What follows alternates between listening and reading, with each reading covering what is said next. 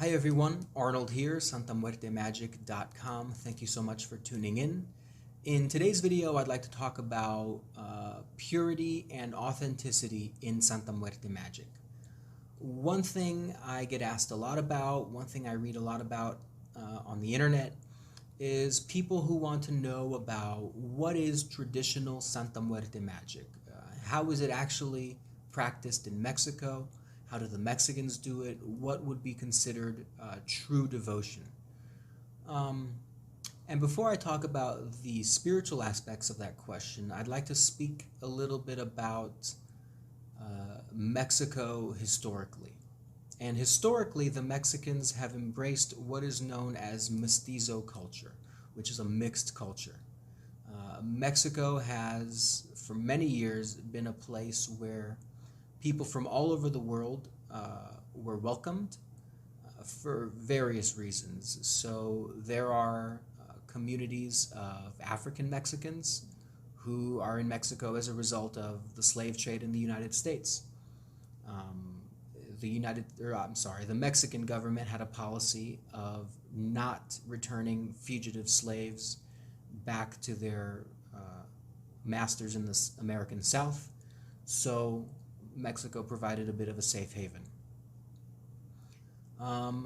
Chinese immigrants came during an industrial boom, a railroad boom, and many found work installing the railroad system that crossed Mexico for many years.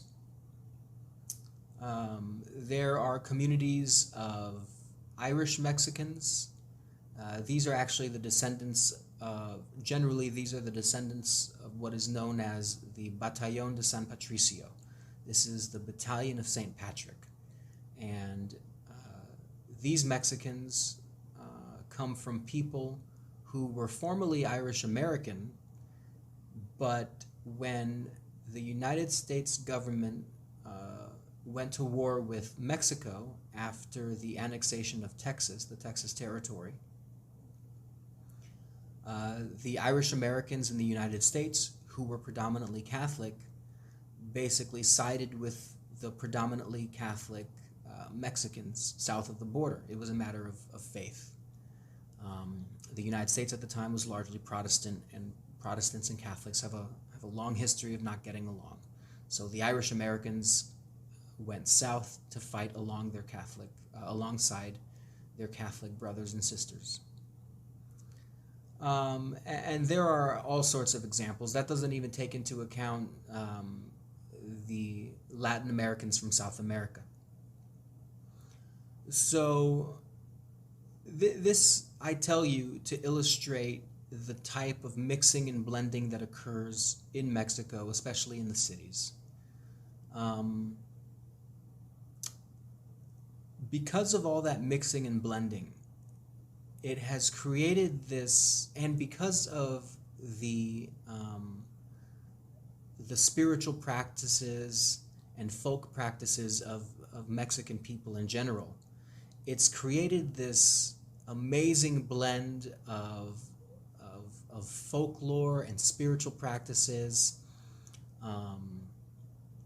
in the country. And what's really cool is that if you walk into a botanica in Mexico, if you walk into many botanicas, not all of them, but many, some of them are more niche, but many of them are these places, they're almost like museums of artifacts of different spiritual practices.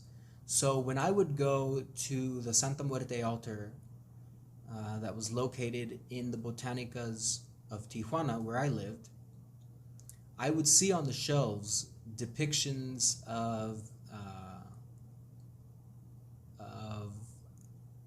entities and gods and goddesses from various cultures. I would see the 7 African powers and the Orisha. I would see Catholic saints who served both the traditional Catholic populations, but also those that practice Santeria. I would see images from Chinese mysticism. You could buy statues of the Laughing Buddha. You could buy Bagua charts for Feng Shui. You could purchase sets of I Ching coins, and also you would see influences from European paganism. You could find depictions of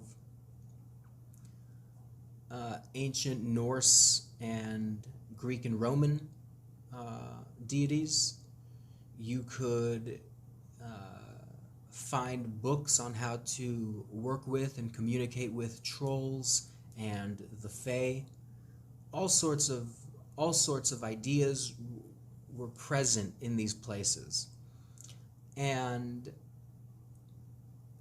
the reason I tell you that is to explain how mixing and blending basically is authentic Mexican. If you walked into a home in Mexico, I mean, you can take my mother's apartment at the time. In my mother's apartment, I would see at various times, depending on what she needed, I would see images of the Catholic saints, and then also I would see a statue of the Laughing Buddha, and then also I would see a candle for the Santa Muerte, and then also I would see a Feng Shui mirror hanging above or hanging on the wall. She had Feng Shui altars for various corners of the house. At some points I would see like prayer cards for Indian deities like Vishnu. And my mother is very much a Mexican. She was raised in Mexico. She lives there now. And she is who I learned many of the things that I know from. And all of these things, there are no qualms about, oh, I wake up in the morning and I pray to Vishnu, and before I go to bed I pray to the Santa Muerte.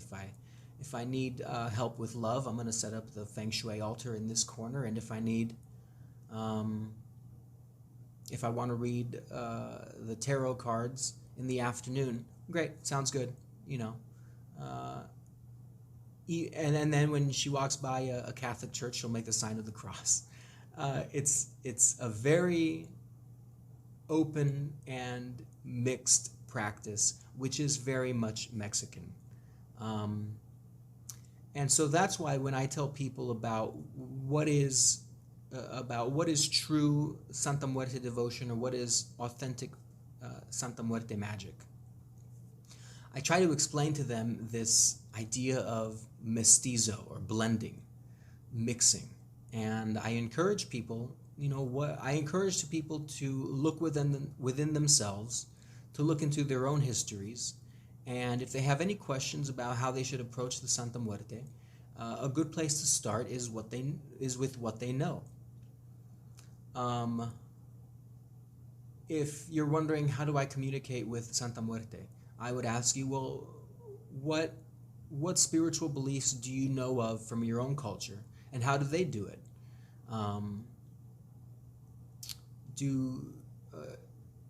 If you come from African descent, that could mean drawing or sprinkling symbols in cornmeal on the floor. Or if you come from Catholic descent, that could mean just putting your hands together and praying. If you come from the New Age, modern Wiccan pagan practice, that could be setting up an altar and lighting candles. One thing to remember, and one thing that I always want to drive home, one point I always want to drive home for people, is that death exists in all cultures, in all languages, and for all people. And people are different. The way that you will meet death is going to be different. There are many paths to death, but ultimately it's the same for us all. So if you're wondering how to be authentic in your practice of Santa Muerte devotion, know that there is no wrong answer. Also realize that the tradition of Santa Muerte was very much hidden for many years, which means that communities basically came up with their own beliefs in pockets. And it's only now, because of the internet, that all of these pockets of information are getting together to create some kind of commonality among them. But that doesn't discount anything, that doesn't discount any of the historical practices that people have known, and that doesn't discount any of the mixing and blending which has taken place. So that's it. I thought that was an interesting topic to share with you all. I hope I was able to explain everything clearly. As always, if you have any questions or comments, you can reach out to me through the Patreon messenger and also through that contact form on my website, santamuertemagick.com. Thank you again for watching, guys. Take care. Bye.